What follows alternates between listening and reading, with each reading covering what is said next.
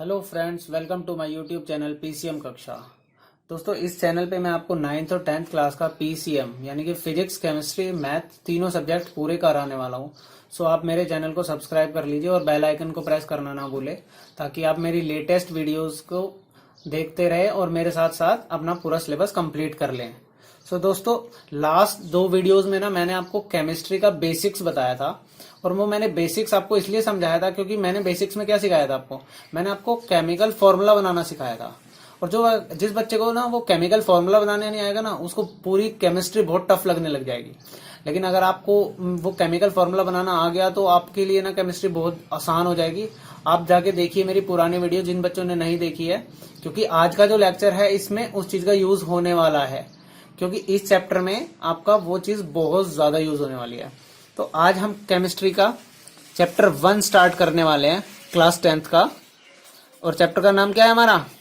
Chapter का नाम है हमारा chemical reactions. Chemical reactions. So guys, ये केमिकल रिएक्शन क्या होता है? केमिकल रिएक्शन क्या रिएक्शन होती है? एक ऐसी रिएक्शन जिसके अंदर कोई भी रिएक्टेंट रिएक्ट करके एक फाइनल प्रोडक्ट तैयार करे, और उस जो फाइनल प्रोडक्ट हमारा जो तैयार होगा ना, उसकी रिएक्टेंट्स की प्रॉपर्टीज से बिल्कुल डिफरेंट प्रॉपर्टीज होंगी। इट मीन्स कि पूरी तरीके से जो केमिकल प्रॉपर्टीज का चेंज हो जाना, वो क्या कहलाता है? हमारा केमिकल रिएक्शन कहलाता है। तो अगर मैं जैसे बोलूं कि दही दही होती है ना, दूध से दही का बनना, ये क्या है? एक केमिकल रिएक्शन है ना। ठीक है, बिल्कुल सही बात है। राइपनिंग ऑफ फ्रूट्स का पकना, वो भी क्या है? एक केमिकल रिएक्शन है। अब आपने कोई खाना बनाया और खाना ना खराब हो जाता है, थोड़े टाइम के बाद आप देखते हैं कि खराब हो गया खाना, तो वो भी क्या होता है? हमारी एक केमिकल रिएक्शन ही है हमारी। अब आयरन होता है हमारा, आयरन की अगर रस्टिंग हो जाएगी तो वो भी क्या होगा? हमारा एक केमिकल रिएक्शन ही होगा। तो ये सब क्या है? बहुत सारे कॉमन एग्जांपल्स हैं हमारे किस चीज के? केमिकल रिएक्शंस के। तो केमिकल रिएक्शंस के अंदर कोई चीज किसी को डाउट रहा? केमिकल रिएक्शन क्या हो गया हमारा?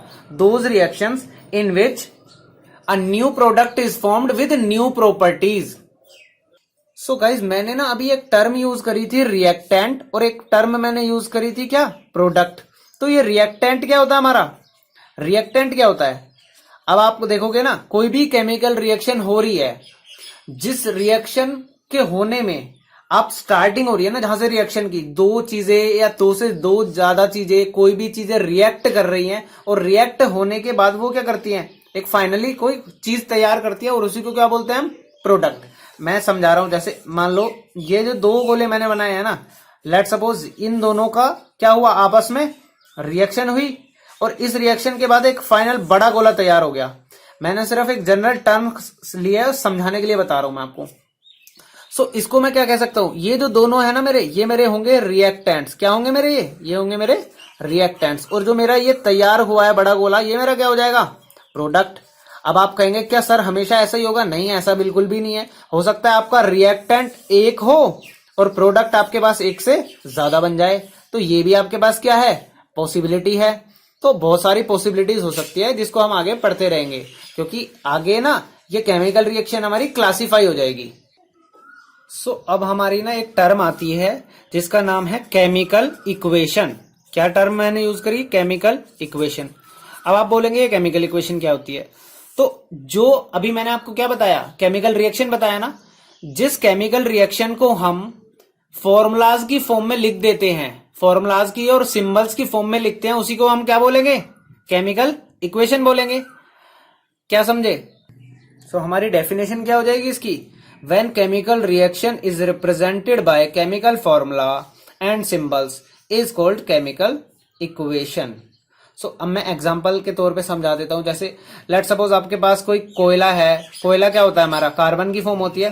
तो कार्बन, और अगर मैंने उस कार्बन को क्या कर दिया? उस कोयले को मैंने क्या कर दिया? बर्न कर दिया। तो बर्न करने के लिए किस चीज की जरूरत पड़ती है मेरे को? ऑक्सीजन की। और उससे फाइनली क्या निकलता है हमारा? कार्बन डाइऑक्साइड, और हीट निकलती है ना। तो यहाँ पे क्या लिखूंगा मैं? Carbon dioxide. और प्लस क्या हो जाएगा हमारे पास? हीट, क्योंकि हीट भी तो निकलती है, हीट एनर्जी भी तो रिलीज होती है इस केस में। तो जो ये मैंने क्या कर दिया? सिंबल्स की फॉर्म में या फॉर्मूलाज की फॉर्म में दे दिया ना इसको। मैंने क्या कह दिया? टर्म्स लिख दी। Carbon plus oxygen is equal to क्या बन गया हमारा? Carbon dioxide plus heat. तो ऐसे मैं इसको सिंबल्स जब लिखूंगा तो क्या लिखूंगा? प्लस ऑक्सीजन का O2 और ये क्या दे देगा मेरे को CO2 प्लस हीट डेल्टा।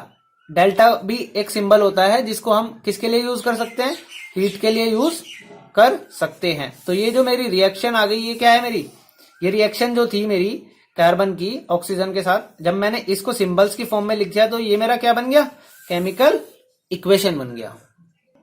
सो अब ना इस चैप्टर में मेरी एक नई टर्म आती है balanced and unbalanced chemical equation. क्या आती है दोस्तों, balanced and unbalanced chemical equation. तो ये मेरी बैलेंस्ड इक्वेशन क्या होती है, balanced and unbalanced chemical equation क्या होती है। अब आपने देखा होगा मेरी कोई भी रिएक्शन हो रही है, उस रिएक्शन के अंदर क्या है, मेरे पास रिएक्टेंट भी है और मेरे पास क्या है, प्रोडक्ट भी है। जो हमारे रिएक्टेंट्स है उसके अंदर भी क्या होता है, different different kind of number of atoms होते हैं ना, अलग अलग एलिमेंट्स के नंबर ऑफ एटम होते हैं। और राइट साइड में क्या, राइट साइड बोले तो आपके रिएक्टेंट साइड के अलावा क्या होती है, प्रोडक्ट साइड, उसमें भी क्या होते हैं आपके डिफरेंट डिफरेंट एटम्स होते हैं, वही एटम्स आके इधर आ जाते हैं। तो ऐसे केसेस में क्या होता है, बैलेंस्ड इक्वेशन वो कहलाएगी जिसके अंदर नंबर ऑफ एटम्स रिएक्टेंट के अंदर और प्रोडक्ट के अंदर क्या होंगे, सेम होंगे। और अनबैलेंस क्या होगी, जिसके अंदर रिएक्टेंट और प्रोडक्ट के अंदर हमारे नंबर ऑफ एटम्स क्या होंगे, डिफरेंट होंगे। यही इसका डिफरेंस है। सो देखो क्या हो गया, हमारी डेफिनेशन क्या बोल सकते हैं हम, when the number of atoms in reactant and product side are equal. So ये हमारी इक्वेशन कौन सी हो जाएगी, बैलेंस्ड केमिकल इक्वेशन हो जाएगी। And vice versa in unbalance. Vice versa का मतलब क्या होता है, इसका जस्ट अपोजिट। तो यानी कि क्या मतलब हो गया हमारा, अनबैलेंस्ड के केस में नंबर ऑफ एटम्स रिएक्टेंट और प्रोडक्ट की साइड में बराबर नहीं होंगे। तो मैं अब आपको ना एक एग्जांपल लेके समझाता हूं। सो देखो, अगर मैंने लिखा हाइड्रोजन प्लस ऑक्सीजन, तो हाइड्रोजन प्लस ऑक्सीजन मिलके क्या बनता है हमारा, वाटर बनता है, H2O बनता है। अब ध्यान से देखो, मेरी रिएक्टेंट साइड में हाइड्रोजन के कितने एटम्स हैं, 2 एटम है, और ऑक्सीजन के कितने एटम है, 2 ही एटम है। और प्रोडक्ट साइड में मैं देख रहा हूं तो क्या हो रहा है, हाइड्रोजन के कितने एटम है मेरे पास 2 एटम है ना हाइड्रोजन के। तो हाइड्रोजन तो मेरी बैलेंस है, लेकिन ऑक्सीजन इधर 2 थी और इधर क्या है, 1 ही है। तो अब ना हमारे को क्या करना होता है, इसको बैलेंस बनाना होता है। तो ये वाली इक्वेशन हमारी क्या है, ये हमारी इक्वेशन क्या है, अनबैलेंस्ड इक्वेशन है। हमारी क्या इक्वेशन है, ये अनबैलेंस्ड इक्वेशन है। लेकिन हमारे को ना जब रिएक्शन हम लिखते हैं, इक्वेशन लिखते हैं, तो उसको क्या करना होता है, हमें बैलेंस फॉर्म में छोड़ना होता है। तो बैलेंसिंग अब मैं आपको सिखाऊंगा, इससे आगे ना मैं आपको बैलेंसिंग ही सिखाऊंगा, तो टेंशन की बात नहीं है। अब मैं आगे बैलेंसिंग सिखाने वाला हूं आपको। तो अगर मैं लिख रहा हूं इसको 2H2 plus O2 plus gives क्या है, H2O। अब ध्यान से देखो क्या हो गया इसमें, यहां पे हाइड्रोजन क्या हो गया आपके 4, ऑक्सीजन 2। तो हाइड्रोजन कितने हो गए 4 और ऑक्सीजन क्या होगी 2। अब ये आप बोलोगे सर आपने 2 क्यों मल्टीप्लाई कर दिया इसमें पूरा, तो वो मैं ना अभी आपको सिखाने वाला हूं बैलेंसिंग। उस बैलेंसिंग में आपका ये सारा चीजें कवर हो जाएंगी, ठीक है। सो गाइस, जब हम बैलेंसिंग, अब मैंने नया टॉपिक उठाया क्या, how to balance chemical equations. अब मैं केमिकल इक्वेशंस को कैसे बैलेंस कर सकता हूँ, मैं आपको ना एक एग्जांपल लेके समझा लेता हूँ। जैसे मैंने हाइड्रोजन लिखा, मैंने ऑक्सीजन लिखा और H2O लिखा। अब इधर देखिए मेरा क्या है, हाइड्रोजन कितने हैं मेरे पास, हाइड्रोजन के कितने एटम है मेरे पास 2 हैं, और ऑक्सीजन के भी कितने हैं मेरे पास 2 हैं। बट अगर मैं प्रोडक्ट साइड में देखूं तो हाइड्रोजन तो मेरे पास 2 है, तो इसका मतलब हाइड्रोजन तो मेरे पास बैलेंस है। और ऑक्सीजन मेरे पास क्या है, प्रोडक्ट साइड में 1 है, लेकिन रिएक्टेंट साइड में मेरे पास ऑक्सीजन क्या है 2 है। अब कुछ बच्चे सोच रहे होंगे कि यहाँ पे ना मैं 2 O ऐड कर देता हूँ ऐसे, तो दोस्तों ऐसा बिल्कुल नहीं होता है। हमारे सबसे पहला रूल क्या होता है, हमारा सबसे पहला रूल यही होता है कि जो हमारी ओरिजिनल रिएक्शन है उसके जो फॉर्मूलाज हैं हम उनके साथ छेड़छाड़ बिल्कुल भी नहीं करेंगे। उनके साथ छेड़छाड़ करोगे तो एकदम क्वेश्चन गलत हो जाएगा आपका। तो उसकी बैलेंसिंग तो हमें करनी है, लेकिन कभी भी ओरिजिनल जो फॉर्मूलाज है उनको हमें छेड़ना नहीं है। जो वो मॉलिक्यूल्स फॉर्म में हैं, वो पहले से जो फॉर्मूला है उनको हमने छेड़ना नहीं है। सो अब कुछ बच्चे सोच रहे होंगे फिर हम कैसे करेंगे बैलेंसिंग। तो हमारे को ना बैलेंसिंग करने के लिए ना हम ना मल्टीप्लाई करते हैं। हम ना जिस टर्म की जरूरत होती है ना उसके आगे कोफिशिएंट की तरह से मल्टीप्लाई करते हैं। जैसे अलजेब्रा में कोफिशिएंट होता है ना, हमारा अलजेब्रा में कोफिशिएंट होता है, तो उसी कोफिशिएंट की तरह हम क्या करते हैं, इसमें मल्टीप्लाई करेंगे। तो अब देखिए क्या है, और हाइड्रोजन बैलेंस है ना मेरा 2 है, हाँ हाइड्रोजन बैलेंस है। ऑक्सीजन यहाँ पर कितना है, ऑक्सीजन मेरे पास 2 है, तो इस ऑक्सीजन को मेरे को, अब ये भी नहीं है कि मैं इस 2 यहां पे 2 लिख दूंगा बीच में, नहीं, ये जो हमारा H2O वाटर पूरा मॉलिक्यूल है, मैंने इसके सबसे आगे कोफिशिएंट, मैंने अभी बताया ना आपको, कोफिशिएंट की तरह ही आपको क्या करना है, उसमें मल्टीप्लाई करना है। तो अब मेरे क्या हो गया, ऑक्सीजन भी क्या हो गया, मेरा बैलेंस हो गया। लेकिन अब अगर मैंने ऑक्सीजन बैलेंस किया तो मेरा अब रिएक्टेंट साइड में देखो हाइड्रोजन कितना था, मेरा 2 है, लेकिन प्रोडक्ट साइड में कितना हो गया मेरा हाइड्रोजन, 4। तो अब मैं इसमें क्या करूंगा, मुझे इसको भी इधर भी 4 बनाना पड़ेगा, तो इसके लिए मैं क्या करूंगा, ये क्या हो जाएगा 2, जब मैं यहाँ पे कोफिशिएंट 2 लिख दूंगा तो 2 इंटू 2 क्या हो जाएगा 4। तो यहाँ अब ये रिएक्शन क्या होगी, आपकी बैलेंस इक्वेशन होगी। सो मैं ना आपके यहाँ पे पॉइंट्स लिख रहा हूं। फर्स्ट चीज क्या है, अपने को क्या नहीं करना है, ओरिजिनल फॉर्मूला के साथ छेड़छाड़ नहीं करनी है। डोंट चेंज ओरिजिनल फॉर्मूला, ठीक है, पहला तो यही पॉइंट था। और सेकंड क्या करना है हमें, वी नीड टू मल्टीप्लाई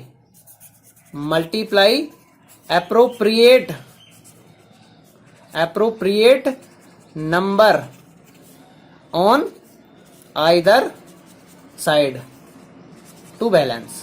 यही तो किया है मैंने। अब देखो मैंने क्या किया इसमें, यहां पे 2 से मल्टीप्लाई किया स्टार्टिंग में, क्योंकि मेरा ऑक्सीजन बैलेंस नहीं था तो मैंने ऑक्सीजन को बैलेंस करके दिखाया है। और उसके बाद मैंने क्या किया, हाइड्रोजन को इधर, फिर इसमें 2 मल्टीप्लाई करने से क्या हो गया था मेरा, 2 इंटू 2, हाइड्रोजन क्या हो गए थे, 4 हो गए थे। तो मैंने यहाँ पे क्या किया है, इसको भी 2 से मल्टीप्लाई कर दिया है। तो इस तरीके से मैं क्या करता हूँ, अपनी बैलेंसिंग करता हूँ। तो मैं ना अब आपको कुछ एग्जाम्पल्स कराने वाला हूँ बैलेंसिंग के, जिससे आपका है ना ये टॉपिक बिल्कुल क्लियर हो जाएगा, आपको कोई दिक्कत नहीं आएगी बैलेंसिंग में, फिर आप इजीली बैलेंसिंग कर सकते हो। सो गाइज मैं ना अब आपको फटाफट ना कुछ एग्जाम्पल्स करा रहा हूँ, जिसमें मैं ना आपको बैलेंसिंग करके दिखाता हूँ। सो मेरा एक एग्जाम्पल है हाइड्रोजन प्लस मेरे पास क्या है, क्लोरीन, और हाइड्रोजन प्लस क्लोरीन मेरा क्या बना रहा है, हाइड्रोजन क्लोराइड बना रहा है। क्या बना रहा है मेरा, हाइड्रोजन क्लोराइड बना रहा है।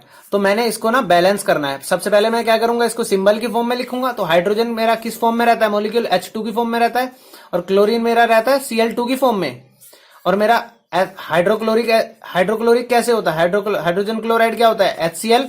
अब ध्यान से देखो, H क्या है, यहाँ पे 2 है, तो इसको इधर क्या है मेरा, H एक ही है, तो मेरे को बैलेंस करना है इसको, हाइड्रोजन को मेरे को बैलेंस करना है ना। इधर मेरे पास रिएक्टेंट साइड में हाइड्रोजन है 1, और प्रोडक्ट साइड में मेरे पास हाइड्रोजन है 1, लेकिन रिएक्टेंट साइड में मेरे पास हाइड्रोजन है 2।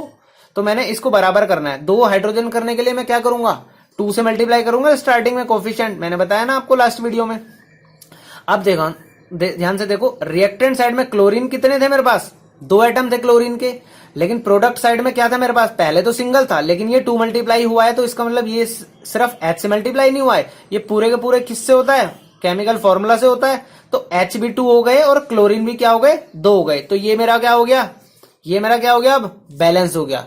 सो मैं एक और एग्जांपल ले लेता हूं आपके सामने। सो एक एग्जांपल और है, देखो सेकंड एग्जांपल। इसमें क्या हो रहा है, मैग्नीशियम ऑक्साइड है हमारे पास, क्या है, मैग्नीशियम ऑक्साइड लिया मैंने, और मैग्नीशियम ऑक्साइड को किससे ऐड किया हुआ है, कार्बन से ऐड किया हुआ है। किससे ऐड किया हुआ है, कार्बन से। और मेरा जो फाइनल प्रोडक्ट बन रहा है वो क्या बन रहा है, मैग्नीशियम बन रहा है। एक तो बन रहा है मैग्नीशियम, और इसके साथ साथ एक बन रहा है कार्बन मोनोऑक्साइड। सो मेरे को क्या करना है, इस रिएक्शन को सबसे पहले तो इक्वेशन की फॉर्म देनी है। तो मेरे पास मैग्नीशियम ऑक्साइड क्या होता है मेरा, MgO बनेगा मेरा। मैंने आपको फॉर्मूला बनाना बहुत अच्छे से सिखा हुआ है। ये जो फॉर्मूला बना रहा हूं ना मैं उसी लेक्चर से बना रहा हूं। मैंने ना आपको सेकंड लेक्चर में, आप मेरी केमिस्ट्री की बेसिक्स की वीडियो देखिए जिन बच्चों ने नहीं देखी है, तो फिर आप ना मैग्नीशियम ऑक्साइड को देखते ही बोलोगे कि ये तो MgO होता है, क्योंकि मैग्नीशियम की वैलेंसी 2 और ऑक्सीजन की वैलेंसी भी 2, तो वो क्या हो जाता है, कट जाते हैं। अब आप बोलोगे कि आपने इतने अच्छे से कैसे कर दिया, डायरेक्ट कैसे कर दिया। तो ये ना आप मेरी सेकंड वीडियो देखिए जाकर के, केमिस्ट्री के लेक्चर की बेसिक्स की, उसमें आपको बहुत अच्छे से क्लियर हो जाएगा। और फिर आप भी मेरी तरह ना डायरेक्ट लिख दोगे, मैग्नीशियम ऑक्साइड को देखते आप क्या कर दोगे, MgO कर दोगे। और कार्बन क्या होता है मेरा, C, और कार्बन के बाद मेरा क्या बना, मैग्नीशियम क्या होता है मेरा, Mg, और कार्बन मोनोऑक्साइड क्या होता है मेरा, CO। अब मैं ध्यान से देखूं, मैग्नीशियम 1 रिएक्टेंट साइड में, प्रोडक्ट में भी क्या है, एक ही है, कार्बन 1 ऑक्सीजन 1। तो ये क्या बन गई मेरी, बाय डिफॉल्ट क्या है, मेरी बैलेंस इक्वेशन है। तो इसमें मेरे को कोई चेंज करने की जरूरत है ही नहीं। सो गाइज जो मैंने आपको केमिकल फॉर्मूला बनाने सिखाए थे वो मैंने इस चैप्टर के लिए ही सिखाए थे, और इसलिए ही सिखाए थे ताकि आप डायरेक्ट कोई भी अगर आपको नाम दिया हुआ है किसी केमिकल का तो आप उसको डायरेक्ट क्या कर सके, आप इक्वेशन की फॉर्म दे सके उसको। जैसे मैग्नीशियम ऑक्साइड देख के आपने क्या कर दिया, मैग्नीशियम MgO कर दिया। क्लियर हुई? तो मैं और एग्जांपल ले रहा हूं आपके सामने, घबराओ मत। सो अब इस क्वेश्चन में क्या बोल रहा है, देखो सोडियम ने किसके साथ रिएक्शन करी है, वाटर के साथ रिएक्शन करी है। सोडियम ने वाटर के साथ रिएक्शन करके क्या बनाया है, सोडियम हाइड्रोक्साइड बनाया है। सोडियम हाइड्रोक्साइड बना लिया, सोडियम हाइड्रोक्साइड बनाया, और प्लस इसके साथ क्या निकल गई, हाइड्रोजन गैस निकल रही है।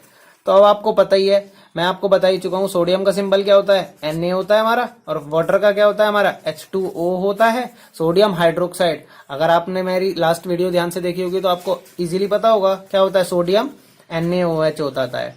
और हाइड्रोजन क्या होता है हमारे, हमेशा क्या रहता है, मॉलिक्यूल की फॉर्म में रहता है। तो अब मैं इसको बैलेंस करता हूँ।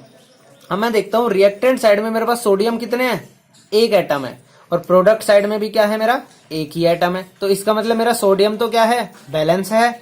अब मैं हाइड्रोजन की तरफ देता हूँ। हाइड्रोजन मेरे पास रिएक्टेंट साइड में कितने हैं, 2 हैं, और प्रोडक्ट में भी कितने हैं, 2 हैं, लेकिन ये भी तो H है। तो मेरे पास कितने हो गए टोटल, 3 हो गए। और ऑक्सीजन मेरे पास एक है और एक है, लेकिन मेरे को ऐसे तो नहीं काम चलेगा मेरे को, अब मुझे बैलेंस करना है इसको। तो मैं सोच रहा हूँ हाइड्रोजन को कैसे बैलेंस करूं मैं। तो हाइड्रोजन को अगर मैं यहाँ पे 2 से मल्टीप्लाई कर देता हूं तो यहाँ पे हाइड्रोजन कितने हो गए मेरे पास, 4 हो गए हैं। तो इधर देखो 2 तो मेरे पास ये है ही, अगर इसको 2 बना दूंगा तो मेरा काम बन जाएगा। तो मैंने क्या करा, इस पे भी 2 से मल्टीप्लाई कर दिया, तो मेरे यहाँ पे भी कितने हाइड्रोजन हो गए, 4 हो गए। अब मैंने देखा कि इस 2 के मल्टीप्लाई होने से ना ये सोडियम बिगड़ गया। सोडियम यहाँ पे कितने हो गए मेरे, 2 हो गए हैं। तो इधर भी मेरे को क्या करने पड़ेगा, सोडियम 2, तो मैं 2 से इसमें मल्टीप्लाई कर दूंगा। चलो मेरा सोडियम भी बैलेंस हो गया, मेरा हाइड्रोजन भी बैलेंस हो गया। अब मैं ऑक्सीजन देखता हूँ, यहाँ पे कितने ऑक्सीजन है। अब कोई बच्चा बोलेगा 1, नहीं 1 नहीं है यहाँ पे, क्योंकि जितने भी यहाँ होते हैं और अगर कोफिशिएंट लगा हुआ है तो उसकी मल्टीप्लाई हो जाती है उससे। तो यहाँ पे 1 था, 1 × 2 क्या हो गया, ऑक्सीजन 2 है, और यहाँ पे भी क्या है, 2 है। तो ये मेरी इक्वेशन क्या हो गई, अब बैलेंस हो गई है। दोस्तों घबराओ मत, मैं और भी एग्जाम्पल्स करा रहा हूँ अभी आपको। सो गाइज कभी कभी ना आपको खुद ही वो क्या देता है, एक्सप्रेशन की फॉर्म में दे देता है। जैसे आपको दिया हुआ है HNO3 प्लस कैल्शियम हाइड्रोक्साइड, और आपको दिया हुआ है कैल्शियम नाइट्रेट, बन गया ये।